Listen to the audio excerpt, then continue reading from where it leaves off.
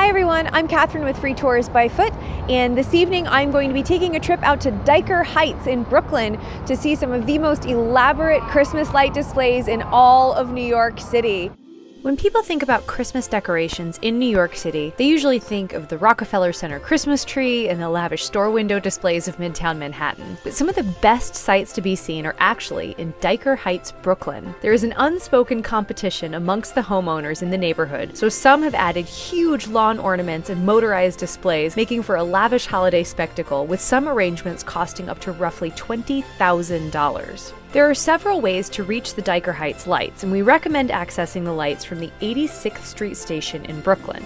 I'm taking the R local train direct to 86th Street in Dyker Heights, which is the only line that stops here. This is the simplest, if not the fastest way to arrive. There are other trains that require a transfer to the R train that you can take that might be more convenient for you, such as the B or D trains from Rockefeller Center and the A and C trains from Port Authority, or the 4 and 5 trains from Grand Central Terminal. Some of these, like the B and D trains, are express trains, and they should get you to Dyker Heights 10 to 15 minutes faster. Expect to spend between 50 and 75 minutes to reach Dyker Heights, depending on your route and transfer type. And when you arrive at 86th Street, it's approximately a 10 to 15 minute walk to the start of the neighborhood lights. There is a bus, the B1, that you can take instead of walking. It is not a particularly inspiring walk, but if you do walk just a short way down from the station, you can catch a glimpse of the Verrazano Narrows Bridge at the intersection of 86th Street and 5th Avenue.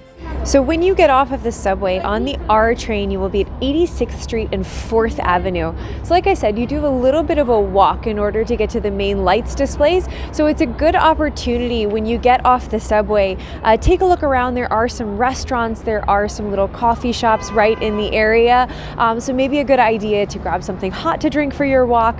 Maybe take the opportunity to use the restroom before you get started, because you are going to be walking for a little while. From 86th Street, you will make a left to walk up on 10th Avenue.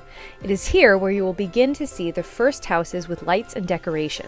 What you're seeing here is mostly do-it-yourself decorative displays with lots of blinking lights, along with inflatable Santas, snowmen, tin soldiers, and reindeer, along with nativity scenes.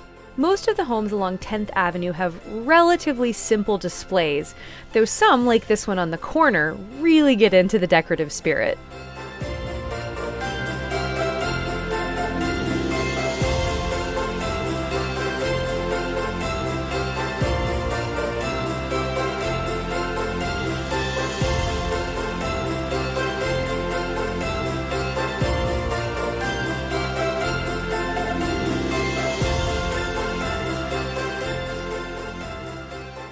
The main area of lights, generally speaking, is along 84th Street between 11th and 13th Avenues, though you can find some nicely decorated homes on the adjacent streets as well. This is where things start to get elaborate and expensive, with nativity scenes, illuminated trees, animatronic characters, and some homes that seem to have decorations covering every available surface, including Lucy Spada's home, the one credited with starting this neighborhood tradition decades ago. Many of the homeowners hire professional decorators to decorate their homes.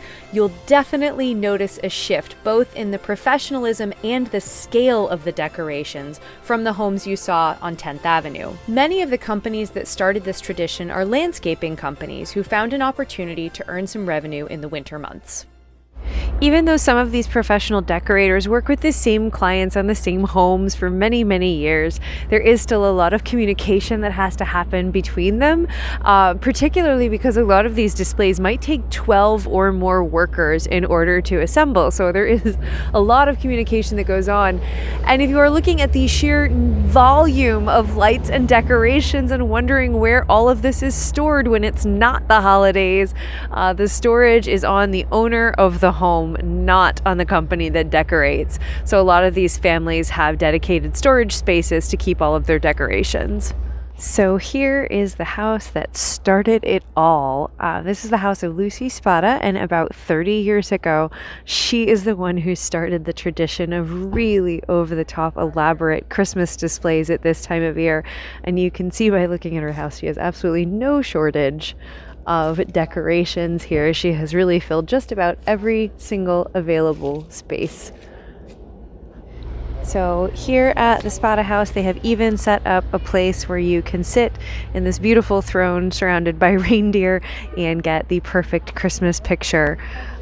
So definitely something to do, even though, as you can see, there are often a lot of people waiting to do the exact same thing. So just be patient if you come out here. There are a lot of people often at the houses that are better known, like the Spada house. So just something to keep in mind. Know that you might be in for a little bit of a wait at some of those picture spots, but worth it. The Dyker Heights lights start the weekend after Thanksgiving, but you will see more displays closer to Christmas. Try to go between 5 and 9 p.m. Remember, this is a residential area. Most owners start shutting off the lights before they go to bed. Respect private property and do not ring bells. Bring some $1 and $5 bills with you. Many of the families who put on these displays for your enjoyment also collect money for local charities. You may also find hot cocoa being sold on the street. When you are done, you might find it's best to take a different subway back into Manhattan. There are a few stations that are quicker to reach than heading back to the 86th Street station. Even though a lot of the really large, elaborate displays that are really well known are on 84th Street, when you get to 12th Avenue, it is worth a walk down 12th Avenue a ways because there are some great lights down there as well. If all of this sounds a bit daunting, or maybe you want to learn more about the homes from an experienced local guide, then consider taking a bus or a walking tour. Most bus tours pick up at convenient midtown locations such as Times Square and Penn Station and transport you to Dyker Heights in a climate-controlled bus. There, you will be led around the neighborhood and hear inside stories behind some of these amazing displays. There are a few, but we recommend checking out A Slice of Brooklyn Tours. We'll put a link in the description below, or check out our blog post. There are also guided walking tours, and we have an audio tour for those who want to do it on their own.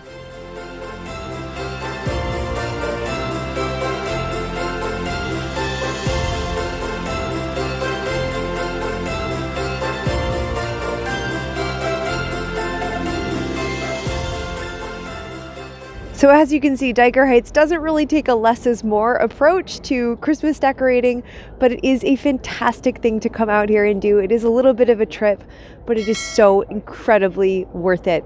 We hope that you enjoyed getting to see some of these giant, elaborate displays out here in Dyker Heights. We hope that you'll consider checking out coming to see Dyker Heights in person. We have a tour that comes out here, or check out some of our other holiday tours. We have a holiday lights tour, we have a Christmas movie tour, lots of things at this time of year. If you're not able to join us in person, then we're glad we could bring it to you this way. If you haven't already, go ahead and subscribe to our channel, ring that bell so you get notifications every time we release new content, and we hope to see you again really soon. Bye.